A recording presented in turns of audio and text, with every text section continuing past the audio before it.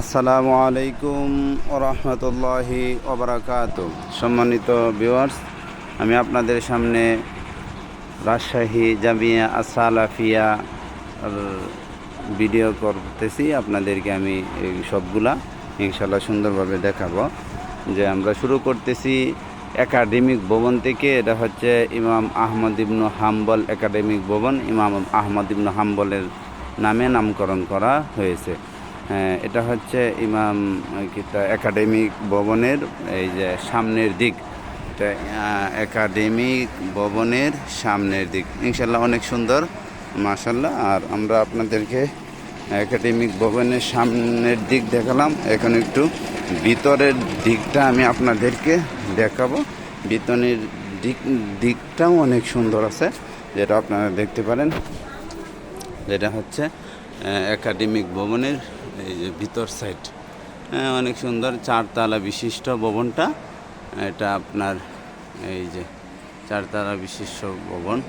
আমরা দ্বিতীয়তে যাচ্ছি নিব্রাস ইসলামিক রিসার্চ সেন্টারে, রিসার্চ ফাউন্ডেশন। এটা হচ্ছে উস্তাদের বাসা এবং নিব্রাস ইসলামিক রিসার্চ ফাউন্ডেশন। আমরা তো ভিতরে যাব না, বাহির থেকে আপনাদেরকে দেখাচ্ছি। তারপরে এই যে সামনেরটা হচ্ছে আপনার বোর্ডিং, আর এই নিচের বিল্ডিংগুলো হচ্ছে আপনার হেফসখানা বা নুরানি। আর এটা হচ্ছে মাঠ, বিশাল বড় মাঠ আপনার। এই যে এটা হচ্ছে মাঠ, এখানে সালাফি কনফারেন্স।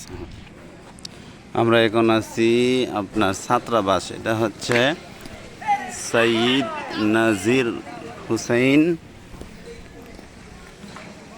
আপনার সৈয়দ নাজির হোসেন দেহলভি ছাত্রাবাস। এটা চারতলা বিশিষ্ট ছাত্রাবাস। অনেক ছাত্র আছে, প্রায় পুরা মাদ্রাসায়। আপনার বোর্ডিংয়ে জিজ্ঞাসা করেছিলাম, বোর্ডিংয়ে প্রায় 3000-এর উপরে ছাত্র আছে। মাঠের ফুল ভিডিও, এই দেখেন বিশাল বড় মাদ্রাসা, মাঠের ফুল ভিডিও। আর এই বিল্ডিংটা হচ্ছে আপনার আল-ইতিসাম ফ্রেন্ডস ক্লাব। এখন আমরা বাইতুল হামদ মসজিদের দিকে যাচ্ছি। বাইতুল হামদ জামে মসজিদ, চারতলা বিশিষ্ট ভবন। এটা হচ্ছে মসজিদের আপনার বাইতুল হামদের সামনের দিক। আমরা আপনাদেরকে একটু ভিতরের দিকটাও দেখা। এটা হচ্ছে বাইতুল হামদ জামে মসজিদের ভিতরের দৃশ্য। তো ভিতরের দৃশ্য অনেক বড় মসজিদ, পোলাটা প্রায় আপনার অনেক মুসল্লি ধরবে। চারতলা বিশিষ্ট এই মসজিদটা। যাক, আমরা ছোটো ভিডিওর মধ্যে আপনাদেরকে দেখানোর চেষ্টা করছি। আল্লাহ রাব্বুল আলামিন শায়েখের দাওয়াতকে কবুল করুন, আমিন।